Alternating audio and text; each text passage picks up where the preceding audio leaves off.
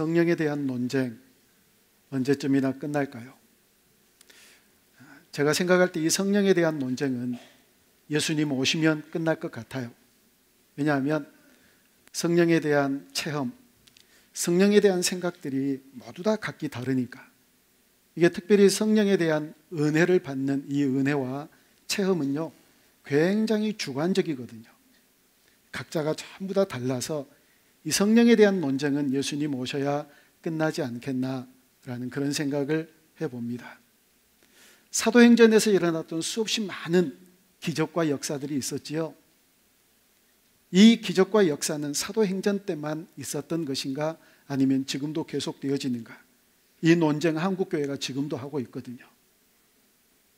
성령의 역사와 은사, 이런 부분들에 대해서도 전부 다 주관적인 생각들을 가지고 이건 이렇다, 저건 저렇다, 저건 2단이네, 아니면 3단이네, 뭐 이런 얘기들로 성령에 대한 논쟁은 끊임없이 우리 안에서 계속 되어질 겁니다. 이 말씀을 준비하면서 가만히 생각해 보았습니다. 이렇게 된 데 어떤 원인이 있을 것이다. 아마 성령에 대한 용어, 이런 것들로 인하여서 우리로 더 어려운 문제로 휩싸이게 하는지도 모르겠습니다. 가령 예를 들면 성령을 받아라, 받아야 되잖아요. 뭔가 던져야 받지요. 뭐 불을 받아라, 아니 뭐 뜨거워져야지요. 뭘 받아라 그러면 던지는 뭔가 있어야 이걸 받는데, 뭘 던져지기를 바라고 내가 무언가를 받기를 바라는 그런 성령의 은혜를 사모하는 사람들이 있습니다. 그래서 그게 어려운 것 같아요. 또 성령 충만하다 그러면, 여러분 충만이라고 하는 것은 뭔가 채워져야 되잖아요. 그리고 흘러 넘쳐야 이걸 가리켜서 충만이라고 얘기를 하지 않습니까?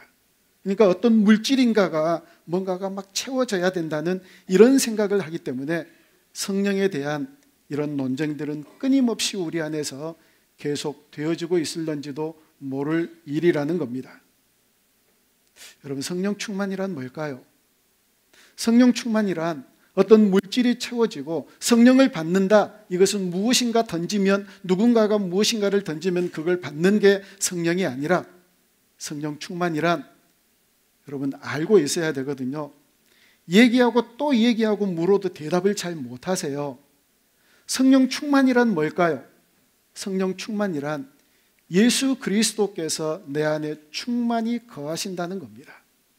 이게 성령 충만입니다. 성령님이 그 일을 하시거든요.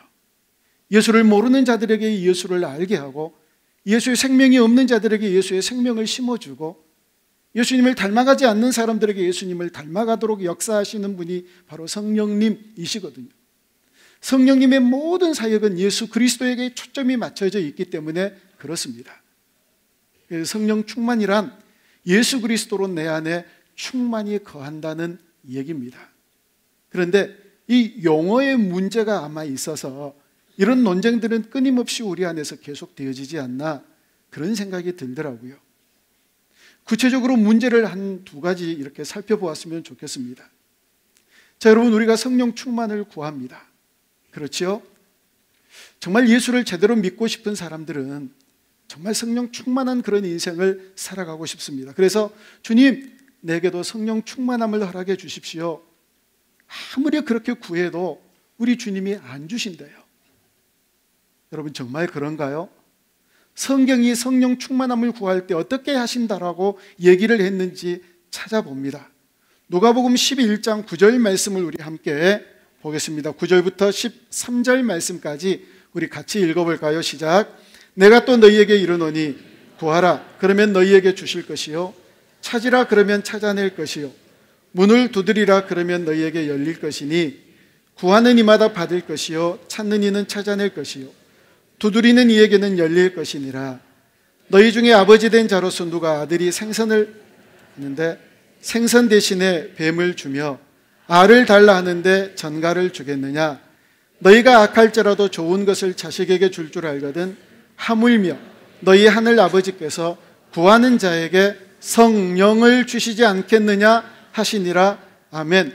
주신다는 겁니까? 안 주신다는 겁니까? 구하라, 준다. 찾으라, 그러면 찾게 될 것이다. 문 두드려라 그러면 열리게 된다. 이렇게 구하는 자들에게 왜 성령을 주시지 않겠느냐? 근데 자꾸 우리는 구해도 안 주시던데요. 이렇게 구해도 저렇게 구해도 성령 주시지 않던데요.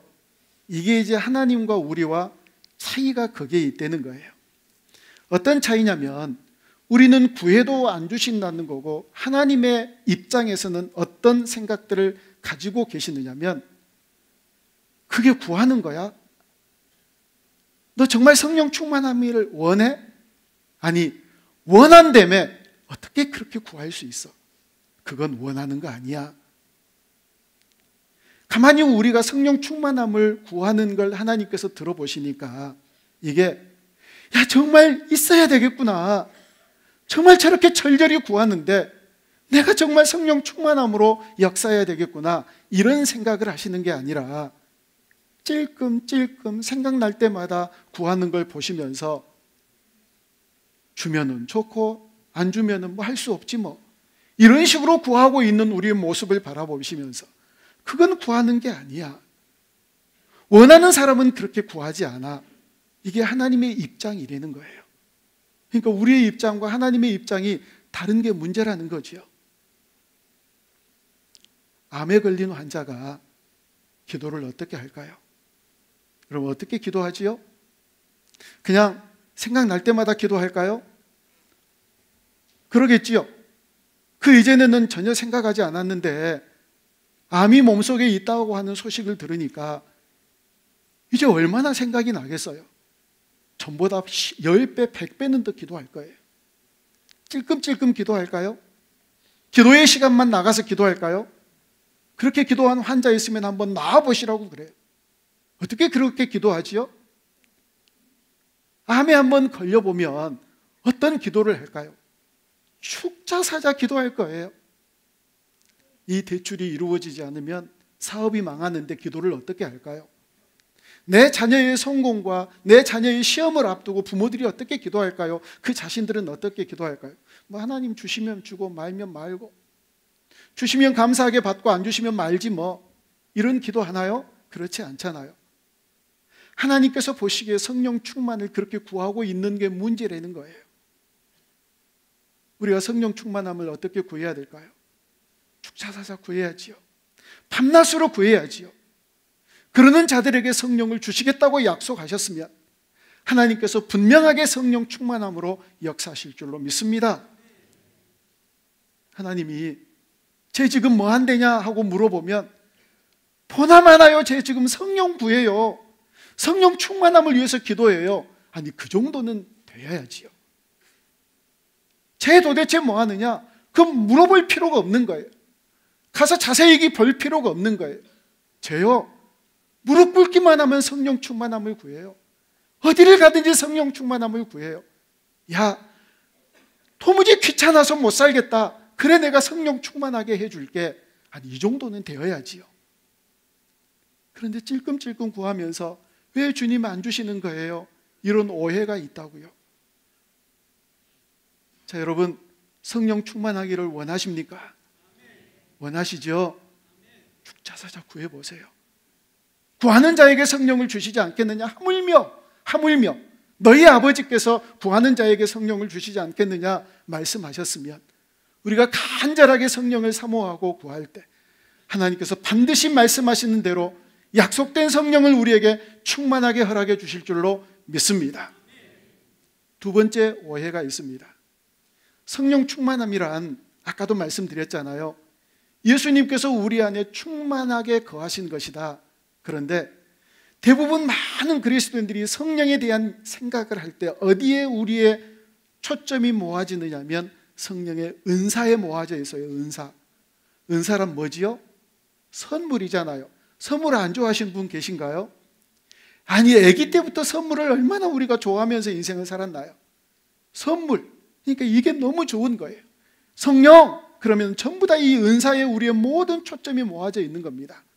성령 체험, 다른 사람들이 쉬할 수 없었던 그 성령 체험, 성령의 은사, 성령의 능력, 와 이거 좀 줬으면 좋겠다 이런 생각을 하고 여기에만 초점이 모여져 있는 게 이게 문제라는 것입니다. 그런데요, 성령 충만함은 예수님이 우리 안에 충만히 거하신다는 거예요. 예수님이 우리 안에 충만하게 거하신다. 이게 여러분 어떤 얘기일까요?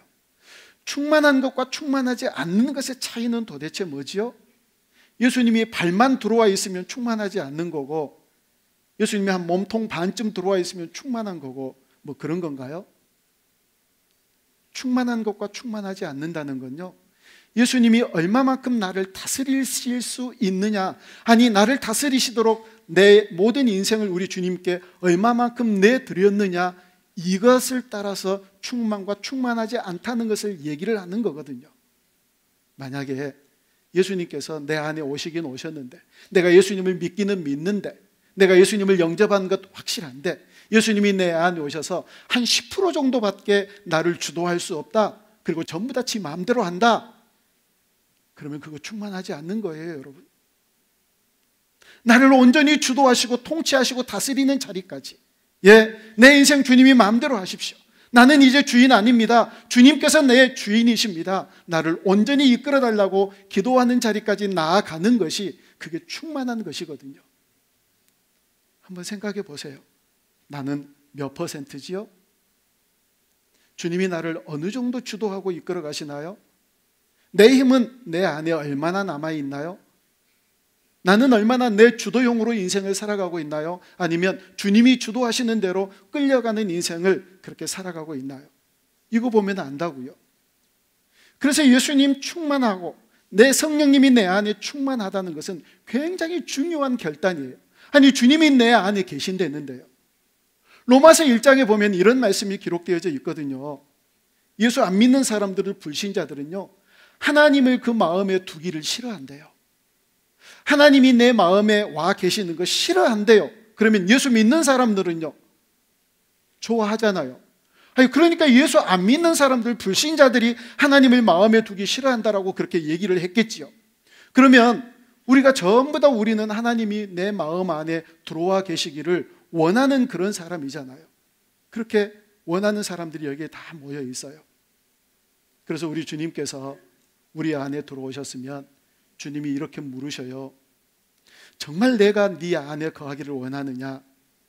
우리가 뭐라고 대답할까요? 예, 주님, 정말 우리 안에 거하기를 원합니다. 우리 안에 더욱더 충만히 거하여 주십시오. 그래서 내 인생의 주인 되어달라고 그렇게 기도하잖아요. 그럴 때 또 주님께서 물으세요.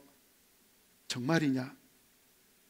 내가 네 안에 들어가가지고 내가 주인이 되면 너 없어지고 내가 주인이 될 텐데, 내가 내 안에 들어가면 이제부터는 네가 하고 싶은 대로 인생을 내 띠를 따라서 살았지만 이제는 그렇게 살지 못할 텐데, 내가 원하는 대로, 내가 이끄는 대로 네 인생 그렇게 살아가야 될 텐데, 이제까지 네 고집대로 살아왔잖아. 이제는 내가 네 안으로 들어가면 네 고집 없어지고 네 경험 사라지고 내가 이끄는 대로 살아와야 될 텐데, 그렇게 살아가야 되는데 너 그래도 괜찮느냐?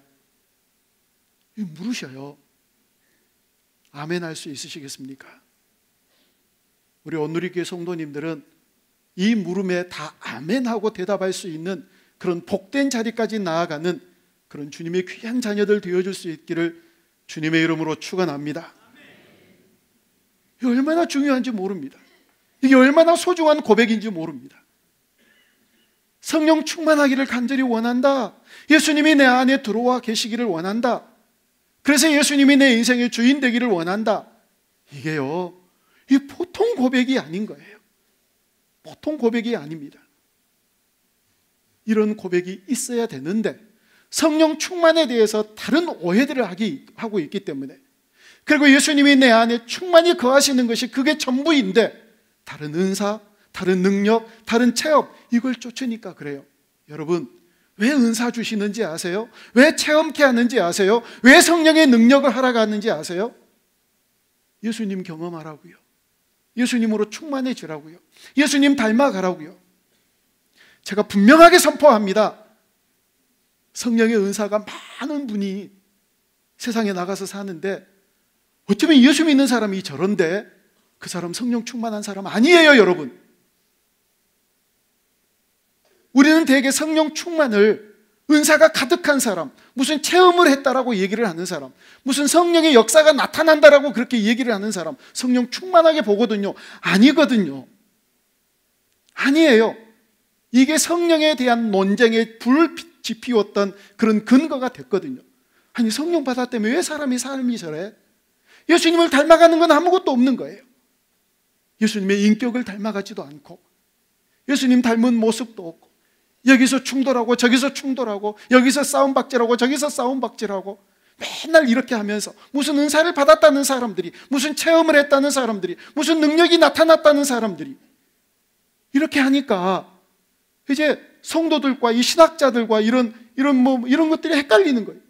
도대체 이게 뭐지? 도대체 이건 뭔가? 성령님이 어떻게 저럴 수 있는가? 그래가지고 성령과 성령의 역사와 인격은 다릅니다, 이렇게 설교하는 목사님들도 계세요. 이런 지경까지 있는 거예요. 아니요. 왜 성령의 은사를 주셔요? 왜 성령 체험하시게? 왜 성령의 능력을 주시게 해요? 예수님으로 충만하게 하기 위해서, 예수 그리스도로 변화되어지기 위하여서, 예수님 닮아가는 예수님의 인격으로 새로워지는 삶을 살아가게 하기 위하여서 성령님이 일하실 줄로 믿습니다. 성령 충만하다라고 하는 것은 예수님 닮아가는 것입니다. 성령 충만하다라고 하는 것은 예수님의 인격으로 살아가는 것입니다. 그렇게 살아가는 우리 모두가 되어줄 수 있기를 주님의 이름으로 축원합니다. 그러면 성령님의 이 충만함, 성령의 은사, 성령의 능력, 이런 것들을 누리는 것은 왜 하느냐?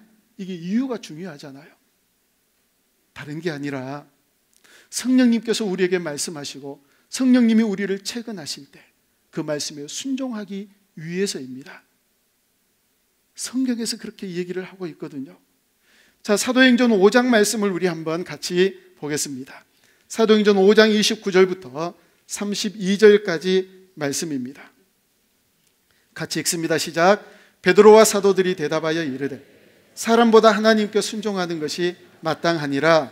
너희가 나무에 달아 죽인 예수를 우리 조상의 하나님이 살리시고 이스라엘에게 회개함과 죄 사함을 주시려고 그를 오른손으로 높이사 임금과 구주로 삼으셨느니라. 우리는 이 일의 증인이요 하나님이 자기에게 순종하는 사람들에게 주신 성령도 그러하니라 하더라. 아멘. 하나님은 성령을 누구에게 주세요? 자기에게 순종하는 자들에게 성령을 주신다라고 얘기하셨거든요. 그러면 성령 충만하지 않는 사람들은요, 내가 아직 내 주인이 되어서 주인이 뭐라고 명령하든지 순종할 자세가 아직 안 돼 있는 거예요. 아직 안 돼 있어요. 그러니까 안 주세요. 순종할 자에게 주시는 성령이라고 그랬거든요. 그 오늘 설교 제목이 뭔가요? 성령이 이르시되, 성령이 말씀하시되, 성령이 말씀하시면 그대로 순종할 이럴 준비가 되어 있는 사람들에게 성령 충만함으로 하나님께서 역사하실 줄로 믿습니다. 아니, 그런 사람이 있었거든요. 여러분, 빌립이 사도행전 8장에 보면 예루살렘 교회에게 놀라운 핍박이 일어나기 시작해요. 교회는 원래 대형 교회 하나님께서 원하지 않으세요. 저는 그렇게 봐요. 하나님 대형 교회 원하지 않으세요.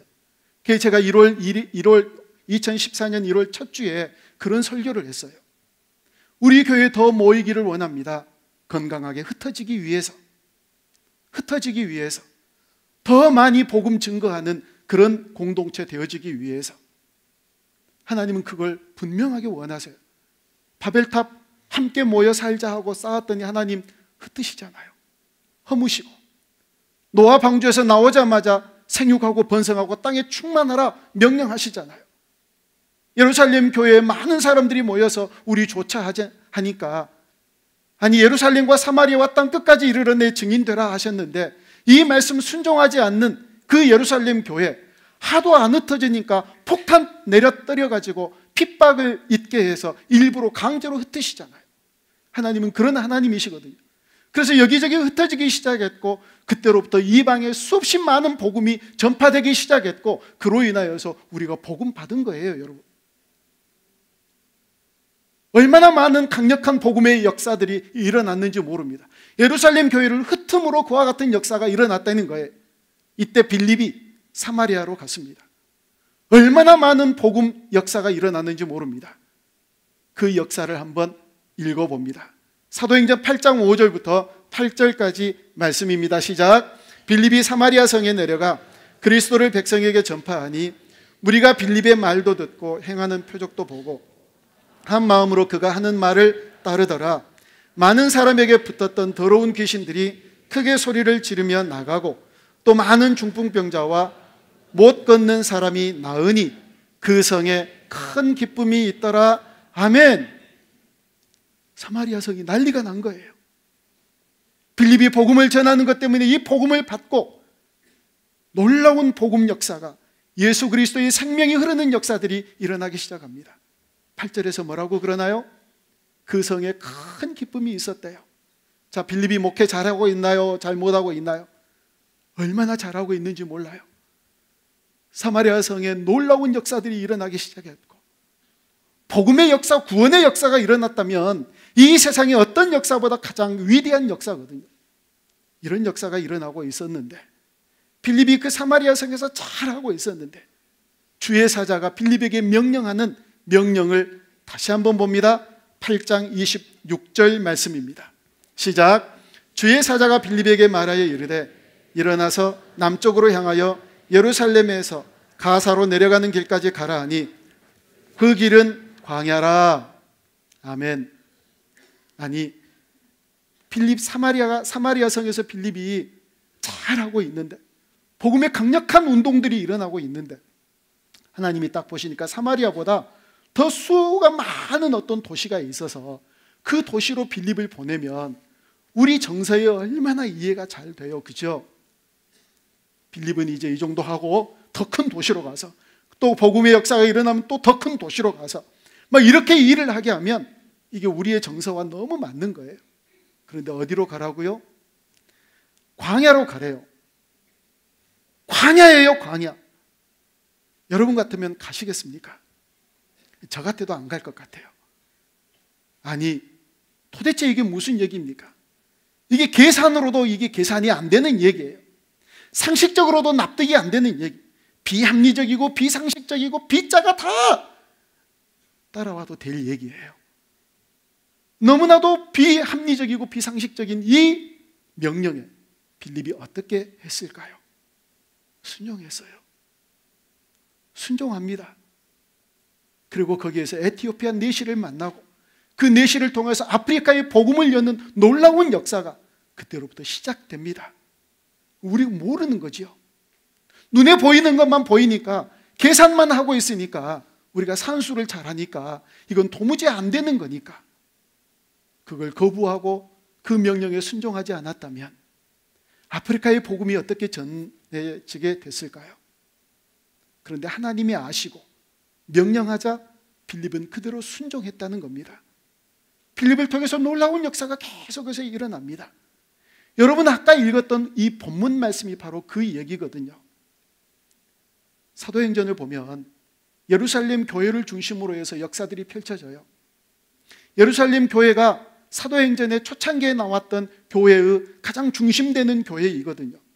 그런데 이 교회의 중심추가 예루살렘 교회에서 안디옥 교회로 바뀌어져요. 예루살렘 교회에서 안디옥 교회로. 그리고 이 안디옥 교회를 중심으로 해서 이방인들에게 복음 전하는 역사들이 불길처럼 일어나기 시작합니다. 바로 바나바와 바울이 이 안디옥 교회에서 얼마나 열심히 아까 빌립이 사마리아에서 했던 것처럼 목회를 잘 했는지 모릅니다. 그런데 하나님께서 바울과 바나바를 불러가지고 따로 세우래요. 불렀다라고 하는 얘기는요, 너 이리 와봐, 이런 정도의 이런 부름이 아니라 이 바나바와 바울은 이 일에만 전념해라. 다른 일은 절대 하지 말아라. 이 일만 집중해서 사명을 감당해라. 복음을 위해서 이방인들에게 복음 전하는 일로 하나님께서 그들을 부르시고 세웠거든요. 이 상식적으로 납득이 안 가요. 아니, 바울과 바나바가 후계자를 잘 양성하고 잘 가르쳐서 또 다른 사람에게로 이렇게 보내는 게 이게 순리잖아요. 아니, 이게 맞는 것처럼 보여져요. 그 안디옥 교회에 계속 부흥해야 되잖아요. 그런데 하나님 그들을 가래요. 다시 말하면 담임 목회자 가래요. 담임 목회자. 그냥 간 거예요. 갔어요. 순종했어요. 그들이 얼마나 큰 역사를 이루었는데요. 사랑하는 여러분, 어떤 사람에게 성령 충만함이 임할까요? 성령이 이르시되 그 말씀대로 순종할 자들에게 성령께서 충만하게 임재하실 줄로 믿습니다. 근데 우리가 그 기도 잘 못하는 거예요. 주님 뜻대로 하시옵소서. 예수님께서 그런 기도 하셨잖아요. 겟세마네 동산에서 아버지여, 이 잔이 내게서 옮겨가기를 원합니다. 십자가 내가 지는 건 너무 고통스럽습니다. 될 수 있으면 이 잔 내게서 그냥 지나가게 해달라고 얼마나 애타게 기도했습니까? 그 기도 끝에 마지막에 그러나 주님 뜻대로 하시옵소서 그랬더니 십자가에 달려 죽으셨잖아요. 그러니까 그 기도 못하는 거예요. 주님 뜻대로 하시옵소서 그러면 너 십자가에 죽어라 이렇게 얘기하실까 봐. 지금 모든 것 내려놓고 선교사로 헌신해라 이런 말씀하실까 봐 주님 내 인생을 뜻대로 하십시오라고 그렇게 얘기를 못하는 거예요. 여러분, 하나님이 우리 인생을 주도해 가지고 이끌어 가실 때 아주 고약한 대로 우리를 인도해 가시는 하나님이라는 착각을 하기 때문에 그래요. 우리의 하나님이 어떤 하나님이신가요? 적어도요, 나를 나보다 더 사랑하시는 하나님이 우리의 하나님이신 줄로 믿습니다. 하나님 고약한 분 아니세요. 예, 하나님 뜻대로 행하시옵소서. 그러니까 막 말하자마자 말이 떨어지자마자 막 이렇게 고약한 대로 저런 괴로운 대로 이런 가시밭길로 다 빼앗아 가버리고 알거지 만들고 하나님을 몰라도 너무 모르니까 그런 생각을 하는 거예요. 아니, 하나님께서 정말 그렇게 인도하실 수가 있어요. 아니 정말이요. 우리를요 다 빼앗아 가버리시고 우리를 저 험한 선교지 아무도 안 가겠다라고 얘기한 선교지로 우리를 부르실 수가 있어요. 근데 기억하실 것은 우리를 그렇게 인도하실 때 나 진짜 가기 싫어 죽겠는데 하나님 가라고 그러네 그러면서 울고 가게 그렇게 하지 않으세요. 하나님의 일하시는 방법은 그렇게 하지 않으세요. 나 이거 얼마 동안 모아둔 돈인데 다 한꺼번에 빼앗아 가버리시네. 진짜 성질 나네. 이렇게 하도록 하시는 하나님이 아니라 하나님 제게서 또 가져가실 것 없나요? 하나님 이보다 더 험한 곳이 없나요? 이렇게 고백하도록 마음을 바꾸셔서 우리를 움직이시는 그런 하나님이세요. 마음 바꿔질까 봐 이제 걱정이. 하여튼 그러니까 정신 똑바로 차리고 교회도 다니고 정신 똑바로 차리고 말씀도 듣고 그래야 되겠지요. 나도 모르게 마음이 바뀌어져 버리니까. 근데 그게 얼마나 행복한데. 여러분 행복이란 행복이란 뭔가요? 행복이. 선교지를 좀 가보세요. 행복이 뭔가를 거기에서 알아요. 도대체 우리가 뭘 불평하며 사는 게 이게 얼마나 큰 사치인가를 선교지 안 가보면 몰라요. 그래서 여러분들에게 선교지 한 번씩 가보라고 그러시는 거예요. 웃겨요 그 사람들. 행복하대요. 아니 근데 행복한 게 맞는 것 같아요. 지금 네팔로 간 홍준기 선교사님 아들이 네팔로 가기 전에 이 크리스마스 때 기도 제목을 써놨는데 기도 제목에다가 뭐라고 써놨는지 여러분 기억하세요? 하나님 학교를 없애주세요. 근데 그 다음에 하나님께서 걔에게 학교를 없애가지고 네팔에 학교 없는 데로 가버렸어요.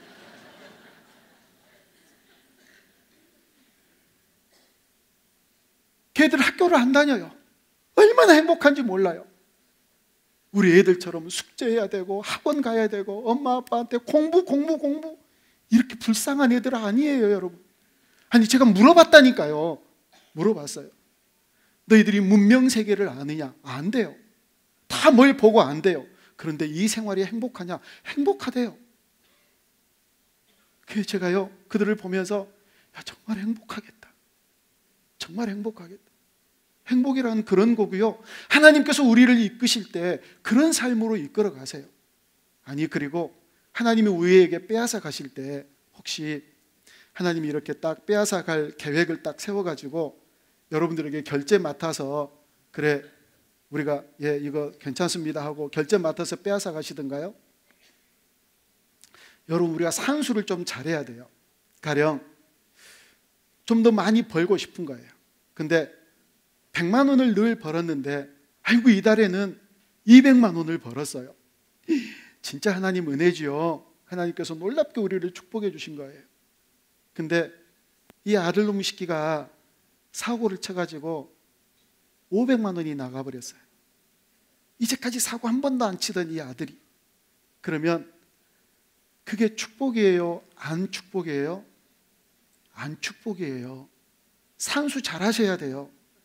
근데 우리는 늘 더 번 것만 축복이라고 생각해요. 그런 것을 통해서 하나님이 빼앗아 가시거든요. 여러분 민감하셔야 돼요. 그렇게 하나님께서 빼앗아 가실 때 여러분들에게 결제 맞고 허락 맞고 빼앗아 가시던가요? 아니요. 그냥 가져가세요. 그냥 딱 하나. 하나님께서 마음대로 모든 걸 다 빼앗아 가시고 생명까지도 빼앗아 가시는데 내 그 금쪽 같은 자녀들도 빼앗아 가시고요. 정말 내 생명처럼 기대했던 그 부모님들까지도 그냥 하나님이 마음대로 가져가세요. 근데 하나 가져가시지 않는 건 마음대로 가져가시지 않는 게 우리의 마음이라고요. 우리의 마음. 아니 하나님이 이삭을 데려가고 싶은데 뭘 아브라함한테 바치라고 그래요? 아니 필요하면 그냥 데리고 가시면 되잖아요. 뭐 이 아들 저 아들 한두 명 데리고 가셨나요? 아니 그냥 가져가시면 되잖아요. 이삭을. 근데 왜 아브라함에게 바치게 하라고 그러느냐? 아브라함의 마음을 받고 싶으신 거예요. 하나님이 우리에게 요구하시는 것은 우리의 마음이거든요. 우리의 마음은 절대 우리의 마음대로 빼앗아 가지 않으세요. 성령이 이르시되 예 내가 주님 순종하겠습니다. 그렇게 고백하며 나아가는 하나님의 백성들에게 놀랍도록 충만하게 역사하실 줄로 믿습니다. 다시 말씀드립니다. 여러분 성령님은요 예수 그리스도의 생명으로 우리 안에 충만한 것을 말합니다. 충만하면 어떻게 사나요? 예수님처럼 살아가는 거예요. 예수님의 인격으로 살아가는 거예요. 그래서 계속해서 충만해져야 되고요. 아담이 잃어버렸던 그 하나님의 형상, 온유하심, 자비하심, 사랑, 의, 진리, 선, 이 모든 것들을 우리 주님 다시 오실 때까지 회복하며 살아가야 되는 그런 사명을 우리가 받았거든요. 죽었다 깨나도 우리는 완벽할 수가 없는, 우리 주님 오시기 전까지는. 그러니까 그 완전한 대로 나아가야 되는 그런 사명을 우리가 가지고 있어야 되는데, 그 사명을 완수해야 되는데, 그 사명을 완수하려면 성령님이 이르시되 그 말씀에 순종하는 자들이 사명을 완수하고 예수님 때문에 행복한 인생을 살아가게 될 줄로 믿습니다. 성령이 이르시면 순종하고 성령 충만함으로 예수님을 닮아가고 예수님의 인격으로 살아내는 그런 우리 오늘 이렇게 온 성도들이 되어줄 수 있기를 주님의 이름으로 축원합니다. 기도하겠습니다.